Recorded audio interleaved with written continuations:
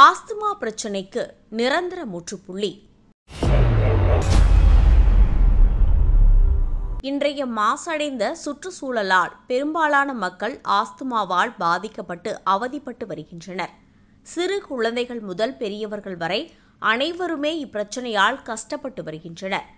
Asthma என்னும் நிலையானது எப்போதும் ஒருவரது சுவாச குழாய் வீங்கி அதை சுற்றியுள்ள தசைகள் இறுக்கமடைந்து அந்த சுவாச குழாயில் சளி தேங்கி காற்று சரிவர செல்ல முடியாமல் போகும்போது ஏற்படுகிறது. ஆஸ்துமாவினால் பாதிக்கப்பட்டவர்கள் மூச்சு விடுவதிலும் மிகுந்த சிரமத்தை சந்திப்பார்கள். இதனால் மூச்சு திணறல், இருமல், நெஞ்சுவலி என பல பிரச்சனைகள் ஏற்பட ஆரம்பிக்கின்றன. இந்த பிரச்சனையை கொண்டவர்களுக்கு சிகிச்சையின் போது இன்ஹேலர் பயன்படுத்தப்படுகிறது. இருப்பினும் இந்த ஆஸ்துமா பிரச்சனையை குறைக்க மற்றும் கட்டுப்படுத்த ஒரு சில பழங்கள் மற்றும் காய்கறிகள் உள்ளன.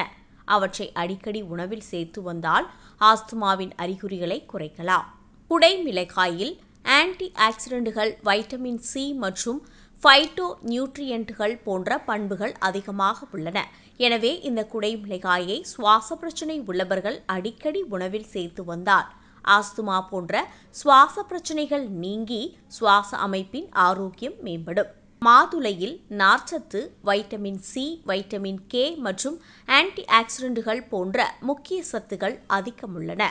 இவை நுரையீரலில் உள்ள செல்கள் சேதமடைவதை தடுக்க உதவும்.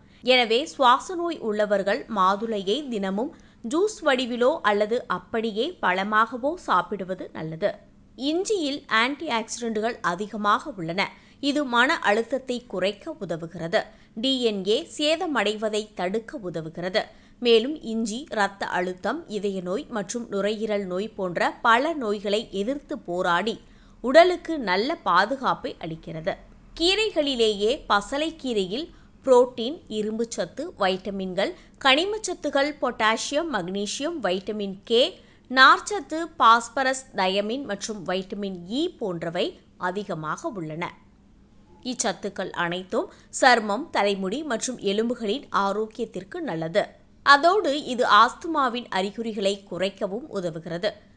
தக்காளியில் வைட்டமின் சி, வைட்டமின் பி மற்றும் பொட்டாசியம் போன்ற சத்துக்கள் அதிகமாக நிறைந்துள்ளன. இது தவிர இதில் லைகோபைன் எனும் ஆன்டி ஆக்சிடென்ட்கள் அதிகம் உள்ளன. இது இதய நோய் மற்றும் குறிப்பிட்ட வகையான புற்றுநோய்களின் அபாயத்தை குறைக்க உதவுகிறது. ஆப்பிளில் நார்ச்சத்து மற்றும் ஆன்டி ஆக்சிடென்ட்கள் போன்றவை அதிகம் உள்ளன. இது எடை இழப்பிற்கு உதவுவதோடு குடல் ஆரோக்கியத்தை மேம்படுத்த உதவுகிறது. மேலும் ஆப்பிள் சர்க்கரை நோய், இதய நோய் மற்றும் புற்றுநோய் போன்ற பல நாள்பட்ட நோய்களின் அபாயத்தை தடுக்க உதவுகிறது.